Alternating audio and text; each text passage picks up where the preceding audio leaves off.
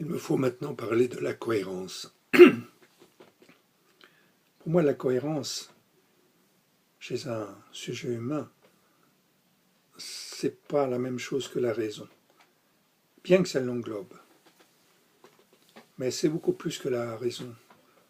La cohérence, ça va consister à faire jouer l'ensemble des composantes d'un être humain. C'est-à-dire naturellement son intellect, mais aussi sa sensibilité, son affectivité, mais aussi ses capacités d'imagination et de dépassement de la réalité immédiate, ses capacités aussi à entrer en relation, non seulement avec le monde, mais avec les autres, mais aussi son aptitude à réfléchir sur ce qu'il vit, sur ses sensations, ses perceptions, ses idées, ses constructions mentales. Et tout ceci, dans un souci quand même de clarté maximale, d'articulation, de cohésion, d'ensemble. Cette cohésion d'ensemble n'est pas du registre uniquement d'une pensée aristotélicienne, c'est-à-dire d'un principe d'identité, de non-contradiction et de tiers exclus. On doit y reconnaître aussi la possibilité d'une pensée dialectique. Pas forcément d'ailleurs de dépassement, comme dans la tradition hegelienne ou marxiste, mais aussi d'une pensée dialectique sans dépassement, sans synthèse.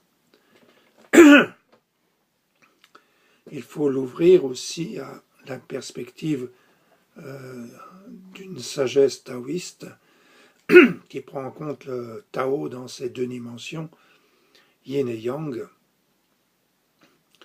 où les deux dimensions sont articulées parce que dans chaque pôle, il y a en quelque sorte la graine de l'autre.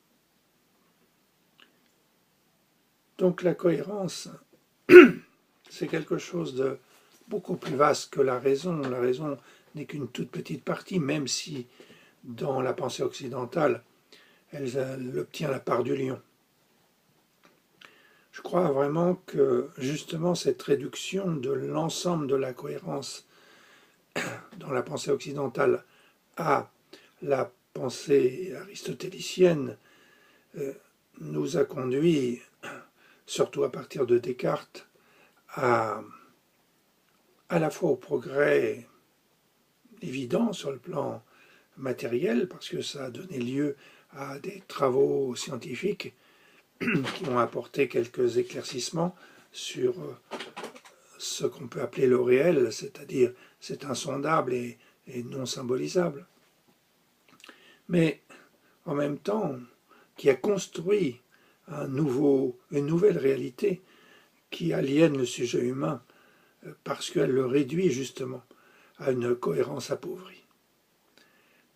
Donc pour moi, il s'agit bien de revenir à la question de la cohérence et d'en faire un véritable enjeu d'une accessibilité à la vérité.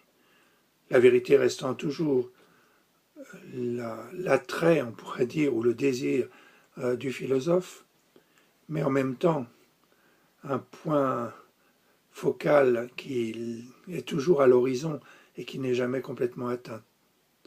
Voilà un petit peu, pour moi, la première considération sur la question de la cohérence, dont je fais un de mes points centraux de ma philosophie et de la vie.